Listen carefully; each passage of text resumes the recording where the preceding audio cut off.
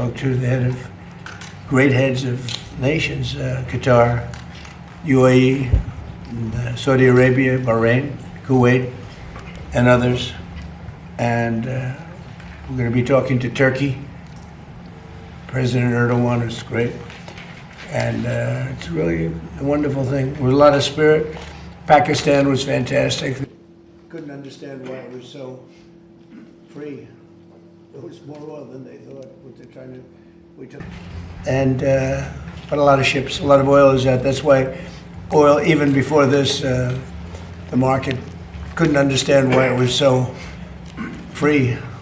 There was more oil than they thought. What they're trying to, we took them out at night, and that with the Strait will officially open as soon as we sign, which could be soon, very soon, maybe over the weekend, in Europe.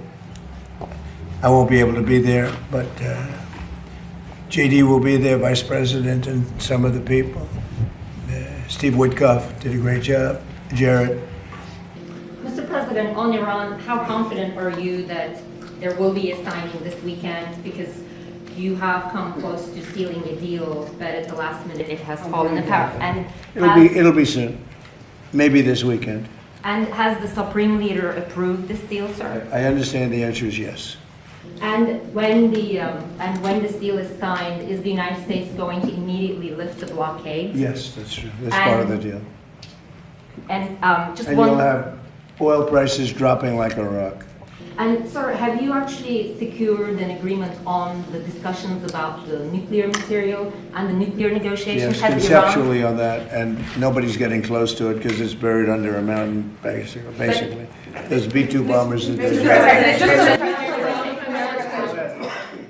But has Iran committed to not pursuing a nuclear weapon, or will there be more negotiations on that down the line? They will not have a nuclear weapon. They've agreed to that. There will be no, which is the whole reason, which is a big part of the reason. Is that going to be in your agreement, sir? They will not only not have, they will not purchase, develop in any way, any shape, in any way, shape, or form a nuclear weapon. They will not have a nuclear weapon. Mr. President, just to follow up on that, you have said before that Iran and the United States were close to a deal. It has not happened yet. Why are you so convinced that this time is different? Because they've taken a pounding. They've taken a pounding like very few people could take, and they want to make the deal a lot more than I do. And we could have had it done the other way, I guess, but it would have taken longer. They got hit very hard recently, as you know. And I don't like to have to do things that way, but I felt it was necessary. It's a great deal for the United States and for the Middle East, and I think ultimately great for Iran because they'll be able to build up their country and their country.